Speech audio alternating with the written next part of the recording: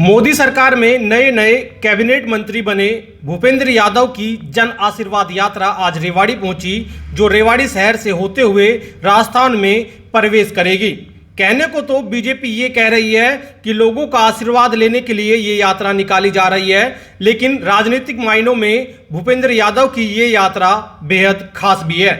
वो इसलिए कि स्थानीय सांसद एवं केंद्रीय राज्य मंत्री राव इंद्रजीत सिंह यहाँ के दिग्गज नेता है और माना जा रहा है कि बीजेपी दूसरे यादव चेहरे को इस इलाके में खड़ा करना चाहती है।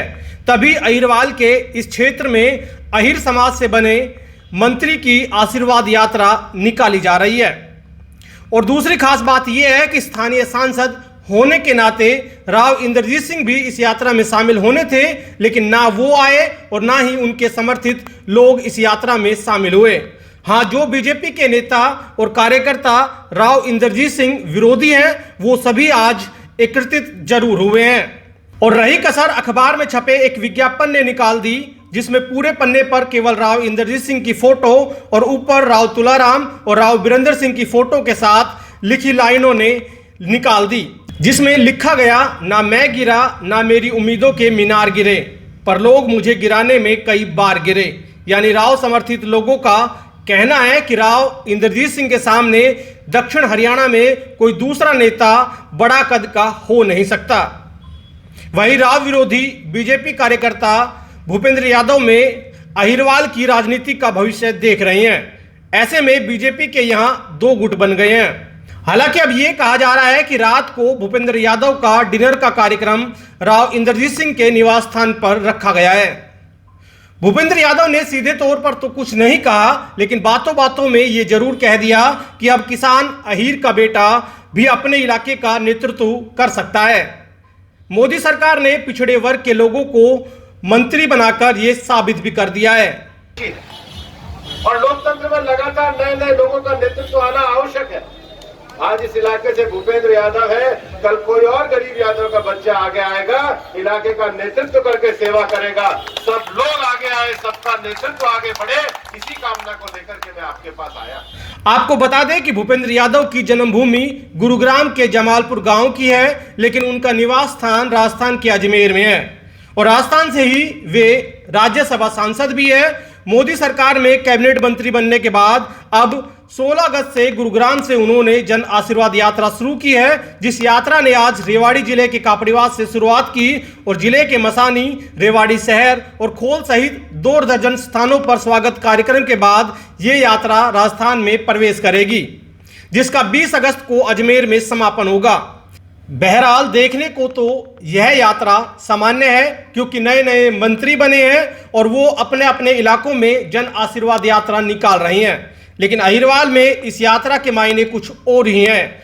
वो इसलिए कि अब बीजेपी ने राव इंद्रजीत विरोधी स्थानीय नेताओं को दूसरा यादव चेहरा अहिरवाल को दे दिया है और उसी के जरिए अब अहिरवाल की राजनीतिक यात्रा का वो सपना भी देख रहे हैं। आज मेरे बहुत अच्छे मित्र, बहुत पुराने मित्र,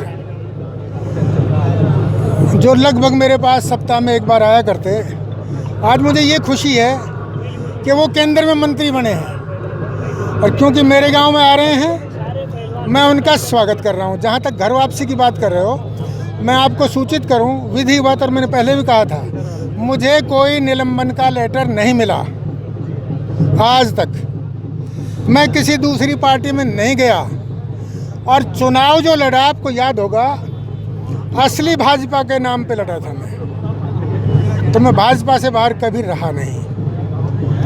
तो ये वापसी का तो सवाल इसलिए पैदा नहीं होता। हाँ, वो अलग बात है, कोई व्यक्ति विशेष हमें ना चाहे या टिकट काट दे या उसको टॉलरेंस नहीं है, वो आज पावर में, हमारी दी हुई पावर लेकर, और कोई ऐसा खेल खेले तो हम अपने शांति से घर बैठ गए। अब एक सुखद परिवर्तन की लहर चली है और इसमें सब लोग आहुति दे रहे हैं, सहयोग दे रहे हैं। भगवान करे परिवारवाद की राजनीति से हटके राजनीति आम जनता के घर में आए और गरीबों के बच्चे इस तरह से मंत्री बने और सरकार बनाएं। जैसे चाय वाला प्रधानमंत्री बन सकता है, तो जमालपुर का बेटा बड़ा मंत्री क्यों नहीं बन सकता? और वो अहिरवाल में आ रहा है, तो हमें ये खुशी है कि एक सुखद परिवर्तन की लहर शुरू हो गई है। ज़्यादा मैं इसलिए नहीं कहना चाहता। एक व्यक्ति विशेष की बात आप कर रहे हो, अब लग रहा है कि जो एक व्यक्ति विशेष के जो भी लोग खिलाफ थे वो सारा एकत्रित हो गए आज। मुझे ये लगता है कि व्यक्ति विशेष के खिलाफ आज लोग, और ये तो यहाँ जो आई हैं सब संस्थाएं हैं, लगभग सारे सरपंच आप मिलोगे, सारे इम्पोर्टेंट आदमी आए हैं। पर मैं ये कहता हूँ कि व्यक्ति विशेष के साथ जो लोग लगे हैं वो उसके पक्के हैं, लेकिन आज आम जनता परिवर्तन के मूड में है। और आज एक अखबार में एक इश्तेहार छपा है जी, मंत्री जी, केंद्रीय मंत्री का इश्तेहार है। वो कह रहे हैं कि गिराने की कोशिश की लेकिन नहीं गिर पाए। चलो अगर ताकतवर होगा तो नहीं गिरेगा जी। ये तो मैं चैलेंज नहीं करता कोई गिरे, लेकिन एक सुखद परिवर्तन आया, उसका स्वागत कर रहे हैं। 5-5, 6-6 बच्चे आज HCS में, IAS में, विभिन्न सरकारी नौकरियों में जा रहे हैं क्योंकि ईमानदारी से नौकरियां दी जा रही हैं। और दूसरी बड़ी समस्या कन्या भ्रूण हत्या की थी। हमारी सरकार आने के बाद हमने हरियाणा में उस लड़ाई से भी लड़ने में कामयाबी हासिल करी है। और सबसे बड़ी बात है कि हरियाणा एक ऐसा प्रदेश बना जिनकी बेटियों ने केवल राज्य में नहीं, हिंदुस्तान में ओलंपिक और एशियाड में जाकर के हिंदुस्तान का, हरियाणा का नाम गौरव किया। हमारी बेटियां आज खेलों में सबसे आगे। लेकिन सामाजिक व्यवस्था की जो लड़ाई है, लगातार परिवर्तन होने वाला विषय है। इस परिवर्तन के मार्ग में बहुत सारे लोगों को आगे आना, समाज के जो वर्ग जो लगातार जिनका प्रतिनिधित्व आना चाहिए, उनको आगे लाने का काम ये हमारे प्रधानमंत्री जी के द्वारा किया गया। और इसलिए इस बार उन्होंने जो मंत्रिमंडल बनाया, आप देखोगे कि मंत्रिमंडल में 27 से ज्यादा पिछड़ों को स्थान दिया गया। और कैसे कैसे समाज को, हमारी बहन दर्शना जरसोद आती है, वो दर्जी समाज से आती है। हमारे एक भाई कपिल पाटिल आते हैं, वो मुंबई के पास एक समाज जो नमक चुनने का काम करता है उसमें से आता है। कोई कुशवा समाज में से आता है, कोई धनगर समाज में से आता है, कोई बंजारा समाज में से आता है। हमारे जैसे गरीब किसान के बेटे भी जो अहीर समाज में से आए हैं, उनको भी प्रधानमंत्री ने कैबिनेट में स्थान देकर के इस बात को बताया है कि हमारा जो लोकतंत्र है वो सर्वसमावेशी है। और लोकतंत्र में लगातार नए नए लोगों का नेतृत्व आना आवश्यक है। आज इस इलाके से भूपेंद्र यादव है, कल कोई और गरीब यादव का बच्चा आगे आएगा, इलाके का नेतृत्व करके सेवा करेगा। सब लोग आगे आए, सबका नेतृत्व आगे बढ़े, इसी कामना को लेकर के मैं आपके पास आया। ये जन आशीर्वाद यात्रा केवल एक लोकसभा क्षेत्र में नहीं जाने वाली। ये जन आशीर्वाद यात्रा 6 लोकसभा क्षेत्रों में जाने वाली है। ये जन आशीर्वाद यात्रा केवल एक राज्य में नहीं जाने वाली है। ये जन आशीर्वाद यात्रा 2 राज्यों में जाने वाली है। और मैं इस इलाके से कहना चाहता हूँ, ये इलाका सैनिकों का इलाका है, ये इलाका वीरों का इलाका है।